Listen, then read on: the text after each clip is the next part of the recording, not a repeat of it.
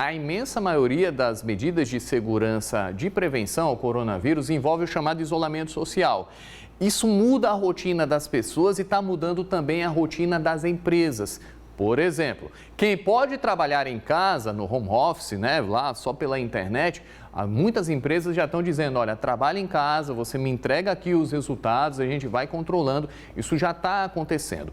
Existe também aí a perspectiva do isolamento voluntário de pessoas que apresentem sintomas leves e para evitar a saturação dos sistemas de saúde e evitar o contágio dentro das empresas, essas pessoas existe a possibilidade de que elas também trabalhem em casa. Só que a gente está falando de relação de trabalho. Como é que fica o controle do tempo dessas pessoas, a entrega dos resultados, quais são os limites, até onde a empresa pode cobrar? Vamos descobrir tudo isso aqui. Geraldo Jerônimo está com um advogado que é especialista nesse assunto e vai explicar para a gente aí como é que fica essa situação. Aliás, Geraldo Jerônimo, para a gente deixar muito bem explicado aqui, como é que fica essa questão aí dos limites de cada um, né? Limite para o trabalhador, limite para a empresa também. Bom dia mais uma vez.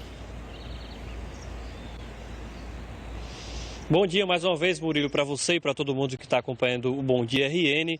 Pois é, como você falou, a rotina está cada vez se modificando aqui, principalmente para o Potiguar, né, após a pandemia do coronavírus. E na empresa onde cada um trabalha não é diferente. Inclusive a gente, né? A gente trabalha também, é uma empresa, a gente também está mudando nossa rotina, nossas ações dentro e fora da empresa. Para falar sobre essas mudanças e também dúvidas com relação às alterações após o coronavírus, eu vou conversar agora com Paulo Coutinho, ele que é advogado e ex-presidente da OAB RN. Ele vai falar justamente, doutor, o que Murilo falou sobre essas mudanças, né? E quais são os limites, digamos, do empregado para o empregador em situações extremas, como essa que é no caso do Covid-19. Bom dia. Bom dia, Geraldo. Bom dia, telespectadores. Eu acho que um ponto mais importante nesse momento é que criar a consciência em empregador e empregado que não há uma disputa entre eles, né? A gente costuma muito ouvir falar, né, do empregado contra o empregador. O que nós vivemos hoje é um momento em que todos precisam estar juntos, né? Porque o inimigo é outro, né? O combate ao coronavírus é que deve ser o ponto central nessas discussões, né, das relações de trabalho dentro do ambiente de trabalho. Então, partindo dessa consciência, eu acho que as soluções tendem a ser equacionadas para ambas as partes, para empregador e para empregado, né? O empregador ele é o responsável por manter a saúde, a higiene, a segurança, né, dentro do ambiente de trabalho e, por outro lado, o empregado ele é obrigado também a seguir essas regras, né, que foram impostas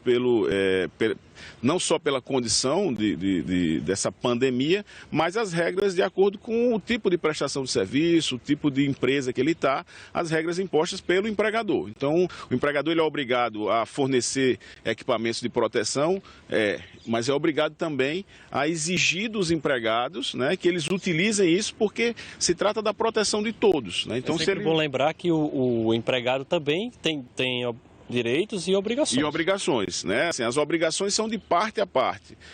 O empregado ele precisa utilizar o álcool gel que é fornecido pelo empregador, ele precisa utilizar as luvas, dependendo do tipo de serviço que ele presta, manter e obedecer às regras da Organização Mundial de Saúde, né? Nós vivemos um problema que não é localizado, nós vivemos uma pandemia mundial e a Organização Mundial de Saúde ela liberou informações e colocou para todos nós, né, algumas situações que precisam ser obedecidas por todos no dia a dia. E o empregado não está distante disso, da mesma forma que o empregador, né, ele precisa estar atento para garantir, né, que essa relação interna ela seja a mais rígida possível, ela seja realmente pautada pela preocupação com a saúde interna e com a saúde de quem vai procurar o serviço, ou seja, quem vai receber a prestação dos serviços ou os produtos que são produzidos pela empresa.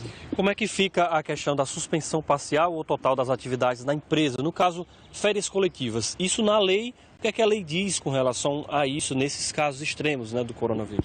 Nós vivemos uma situação bem singular, né? Nós nunca passamos por isso, né? Uma pandemia como essa, a lei prevê a hipótese de força maior, né? A CLT, que é a Consolidação da Lei do Trabalho, ela traz essa hipótese da força maior, não trata especificamente, né, do vírus, mas a suspensão parcial ou total das atividades da empresa, ela está sendo discutida já em muitas empresas, né? Ela implica em obrigações para o empregador, mas vamos voltar lá para o início, quando eu falei que é preciso pensar juntos, né?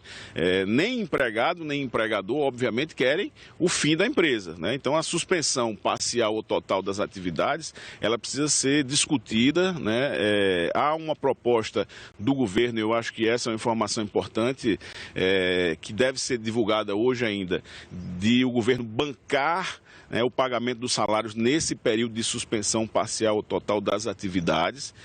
O ministro Paulo Guedes disse ontem que estão avaliando a possibilidade do seguro-desemprego cobrir o pagamento disso, que seria uma solução, né? A suspensão, ela vindo por força maior, ela garante ao empregador que ele possa, de fato, adotar medidas, né, de contenção para manter o seu negócio, e manter o negócio é interesse do empregado também, né? Então, tanto a suspensão parcial como a suspensão total, ela importa, sim, nos pagamentos, né, das verbas trabalhistas, mas ela traz uma preocupação para todos, né, que é a continuidade depois que nós vencermos esse vírus, e a gente vai chegar nessa etapa. Então, é preciso que empregados e empregadores estejam nesse momento unidos e pensando soluções, olhando para daqui a 60, 90 dias, né, que é a previsão do ministro da Saúde, que a gente tenha superado esse pico, as atividades sejam retomadas, né, e o trabalho, tanto de empregado como de empregadores, seja assegurado.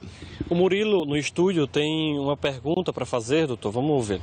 Pois é, Geraldo, agradecer desde já aí a participação do doutor Paulo, né? E é bom a gente fazer um comentário aqui, gente. Estamos já buscando evitar também consequências mais graves para a economia.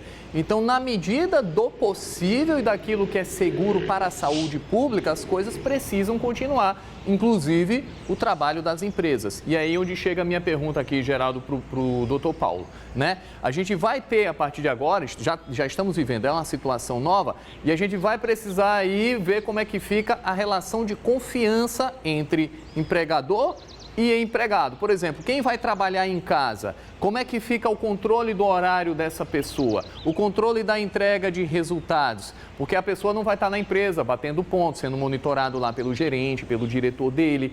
Então, como é que fica essa conversa aí já para a gente ter não apenas uma pessoa que está só em teoria trabalhando em casa, mas que ela realmente entregue os resultados? Como é que deve ser essa negociação aí também para evitar que essa pessoa acabe de uma maneira aí ou outra sendo explorada, né? Como é que equilibra essa questão? Pois é, doutor. O questionamento de Murilo, ele até agradece também a presença do senhor para tirar essas dúvidas. É justamente isso, que a economia não pode parar, né? O país não pode parar, principalmente por causa apesar de ser o coronavírus nessa pandemia. Mas como é que fica a relação de confiança entre o empregador e o empregado, por exemplo, em casos de home office, que é a pessoa que vai trabalhar em casa, passa a trabalhar em casa, não vai bater o ponto, geralmente as empresas que batem o ponto, o empregador deixa de bater o ponto. Como é que fica essa relação aí de confiança, justamente no que o senhor falou no início, que é essa paz, né, entre os dois, o empregado e o empregador? Na verdade, a gente tem muita gente falando no home office, mas assim, a grande maioria das profissões, ela não tem como ser transportada para casa, né? Você não tem como estabelecer um home office para todo tipo de atividade. Na verdade, é para uma parcela pequena das atividades. E aí nós temos hoje ferramentas no home office, nós temos ferramentas que permitem controlar o tempo de trabalho, a produtividade, né? Eu vou falar especificamente, por exemplo, dos órgãos judiciais, né? Os tribunais de justiça, os tribunais de trabalho, eles têm já o teletrabalho há algum tempo estabelecido, e existem sistemas, né, que permitem o controle de produtividade, de tempo de trabalho efetivamente realizado em casa. Então, é possível sim estabelecer uma rotina de teletrabalho, de home office, né? A gente tem a mania de inglesar tudo, né? Mas esse home office é possível, e é possível ter esse controle. controle, tanto de produtividade quanto de tempo de trabalho. Mas essa não é, Murilo, um abraço aí para você, não é uma realidade para a grande maioria das atividades profissionais, né? Então, nós temos hoje situações como Santa Catarina, que ontem decretou emergência e fechou tudo, absolutamente tudo. Então as pessoas não têm como trabalhar em casa, você trabalha numa loja vendendo, né? Vendendo roupa, então assim, você não tem como levar esse trabalho para casa.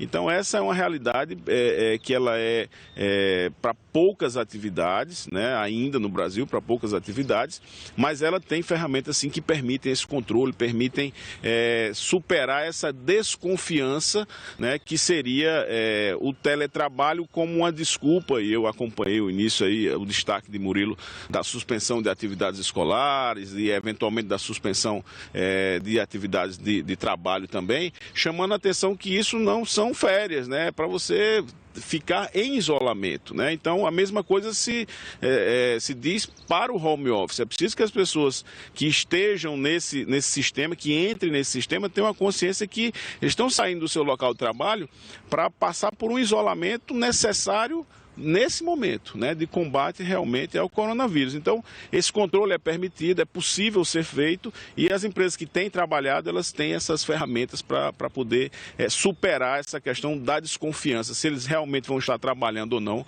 né, que foi o ponto colocado aí por Murilo. Paulo, muito obrigado pelas informações, eu agradeço demais por tirar essas dúvidas, né, que realmente após a pandemia, né, muita gente tem dúvidas em diversas áreas e principalmente na área trabalhista. Murilo, eu volto com você. Valeu então, Geraldo Jerônimo, muito obrigado também, doutor Paulo Coutinho, muito obrigado aí pela participação.